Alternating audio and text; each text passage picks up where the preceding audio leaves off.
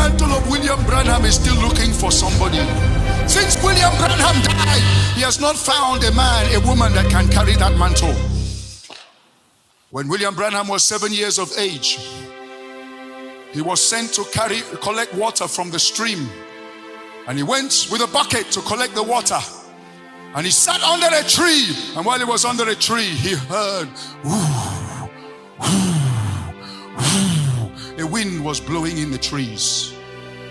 And he looked up, and there was a voice that said to him, I have called you. If you will keep your vessel clean, stay away from drinking alcohol, stay away from smoking cigarettes, and keep your body, your vessel clean from women. And a day will come, I will return back to you, and I will use you to shake your generation. Keep your vessel clean. And the voice left.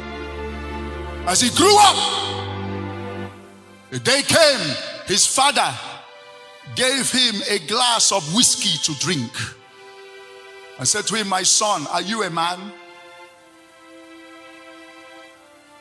All my boys, they drink, but you are a sissy, you are like a small girl. Drink this one to prove you're a man. And as he collected the glass of whiskey from the father, the voice, whoo, whoo, whoo. If you will stay clear from alcohol, from cigarettes, from women, a day will come, I will use you as my vessel of glory. He dropped the glass. He ran up. His father was laughing at him. The day came, a group of young men handed him a cigarette to smoke. And the voice, whoo, whoo, whoo. If you will keep your vessel clean, stay clear from alcohol. Any day, the opposite sex was coming to him and there was tension and pressure. Whoo, whoo, whoo. And the voice will speak. If you will keep your vessel clean, stay clear from alcohol, from cigarette, and from women, a day will come, I will use you for the... And that was how William Brenham, he was in the crowd but different from the crowd. Father, lay hand on them, lay hand on the glory carriers, lay hand out of the whole crowd that have come. Father, raise that young man, raise that young woman. Shaka. William Brenham, as he grew up, he was so sensitive to the fact that he was not ordinary. May a sensitivity enter you. That sensitivity caused him that any day there is a television on and there is a sensual scene. Any day they are discussing coarse, crude jokes. Any day he meets a group of people and they're discussing vulgar things, he will excuse himself and leave that group. He doesn't stay where there is pollution. He doesn't stay where there is corruption, because to carry the glory you cannot mix with the crowd. That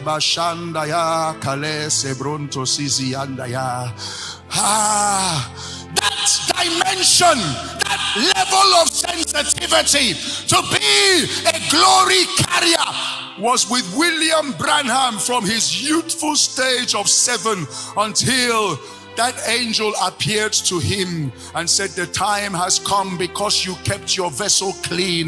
Now it's time for the glory of God to follow you into every platform and every city you enter. My glory shall follow you, because you have paid the price of sanctification of your vessel. Do you know that when William Brenham goes for a meeting and they book hotels for him, as he will step into the hotel, he will only step one step into most of the rooms, and he will stand like this, one leg in, one leg out. And he will stay for about 5 seconds. And he will either tell you it's okay, let's enter, or he will tell you, please find me another room or find me another hotel. Because in those 5 seconds, everything that has transpired in that room in the last 3 days will appear before him. And there was a meeting he went with his son. And the organizers booked him in the most expensive hotel in that city. And they thought he was going to be happy. And he only stepped in and said, check me out from this place. Get me out from this room. And his son, when they got to the next hotel, said, Daddy, why did you react like that? You embarrassed the organizers. He said, son, you don't know what I saw. I saw it wasn't just a man with a woman. There was like group sex on that very bed they were taking me. And the last 3 nights, and son, if I have remained in that room, I would have been battling in my spirit for the whole of this program. And if I sleep in that room, then the dimension of glory I will carry in the meeting will be reduced. Because the flesh fights against the glory. No wonder William Brenham is known to be practically the greatest glory carrier that ever operated on the earth since Jesus Christ. No wonder up till today that mantle is still hanging in the air.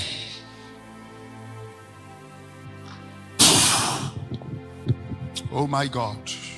He so carried the glory that one of the baptismal services in the Ohio River, while he was baptizing people in water, the cloud of glory appeared over him. 2,000 people saw the cloud and saw the glory and saw a light above his head and heard a voice audibly speaking over his life. He so carried the glory that there are several photographs of William Brenham. When he's ministering, you will see a pillar of fire or you'll see a light of glory. He literally carried the pillar of fire and the pillar of cloud that anywhere he goes, you see that glory visible.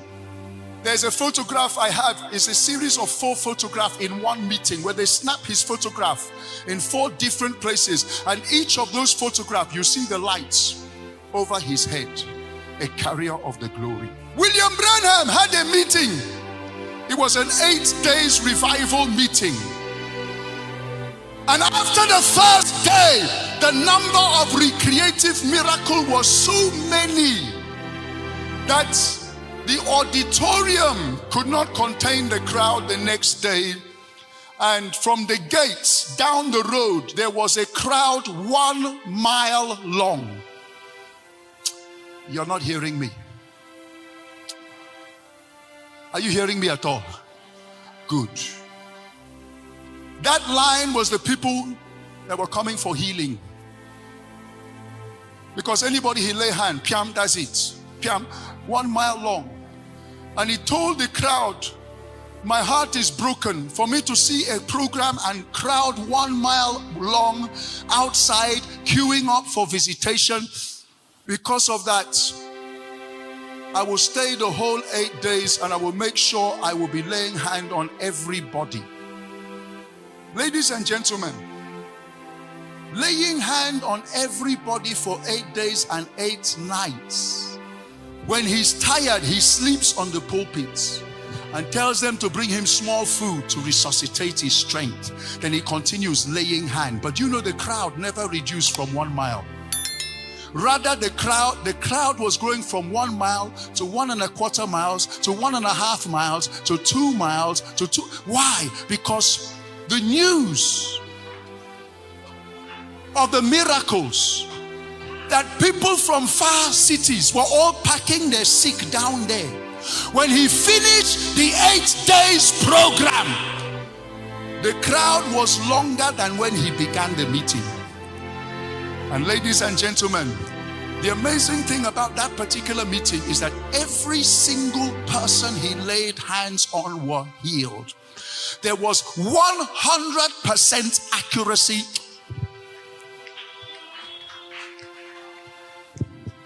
How can Can your hand carry power and glory when your hand is being used to touch your body up and down? I've never seen a glory carrier like William Brenham, but he paid the price. Purity.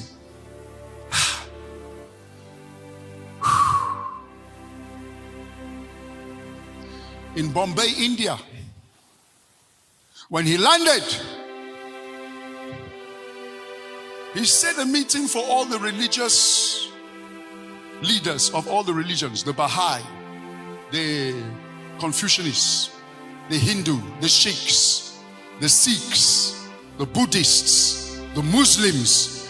17 leaders of 17 religions. He hosted them in his hotel with a lunch.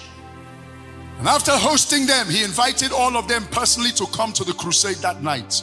And he gave them a front seat row. 17 leaders of religion. And while William Brenham was ministering that night, said, there's a man here. You belong to a particular religion that your discipline is to look at the sun for 2 hours every day, so that your eyes will be open in the spirit realm. You have been doing that for years until your 2 eyes have become blind. You see in the spirit, but in the physical, your eyes are blind. Come out. And the man came out.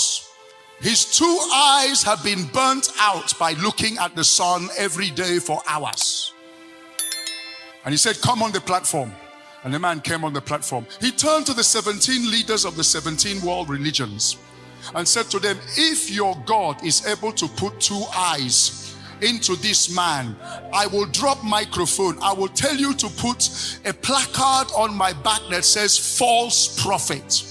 And I will walk down the streets of India with false prophet on my back until I reach the airport and check out, never to come again, if your God can put eyes in him.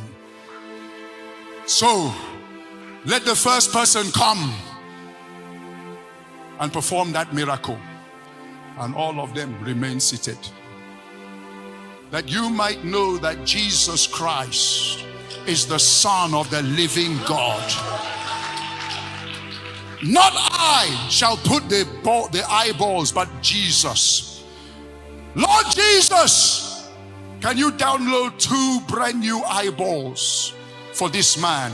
Immediately 2 eyeballs was suspended in the air like 2 glass pearls hanging over the head of this young man. And those eyeballs were hanging in the air for over 10 seconds. Everybody saw them. He said, now Lord, that they have seen, put those eyeballs in his sockets.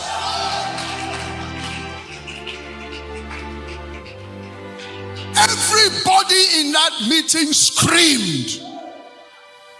And the 17 leaders of the world religion, gentlemen, can you renounce what you belong to? And can you give your life to Jesus? Starting from the world religions, all of them, they bow their knees. There is something we are lacking. There is something we are in need of. It's called the glory. It's called the glory. It's called the glory. It's called the glory. That very day in that meeting, there was a crowd of 30,000. All 30,000 gave their life to Christ. William Brenham, from Bombay, India, going home, the driver that was taking him to his airport, he said, sir, you have been so good to me. Is there anything I can do for you as I'm on the way to the airport? I have just a little time. He said, yes, my best friend, he has a daughter who is crippled. She's in a wheelchair. And the house is even on the way to the airport. Can you pray for her? With all pleasure. You're rushing to the airport to catch plane. And they just take you into a room where you see a young girl. She was actually outside. Young boys and girls were playing football. William Brenham came to the young girl in a wheelchair. Daughter, why aren't you playing ball with these others of your age? She said, have you not seen I am crippled? He said, I am William Brenham. I have seen Jesus miracles upon miracles for the whole past nights, and he's here right now standing by me. Daughter, if you can believe him, he carried the ball, he rolled the ball, he said, get up and get the ball. As she stood up, all the legs began to readjust.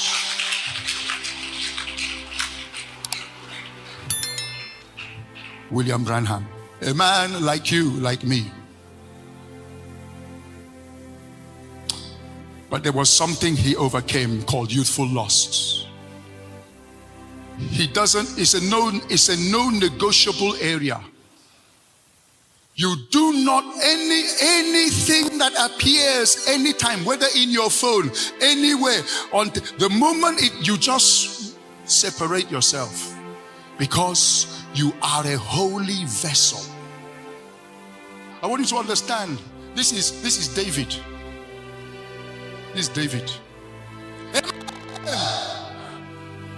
That has never lost a battle from 2 Samuel chapter 1, chapter 2, chapter 3, chapter 4, chapter 5, chapter 6, chapter 7, chapter 8, chapter 9, chapter 10, chapter 11, defeating the Moabites, the Ammonites, the Amalekites, nation after nation, the Philistines. He was like a speed train that was destroying nation after nation. And Satan said, I know the thing I will use to stop this speed train. Youthful lust. Youthful lust.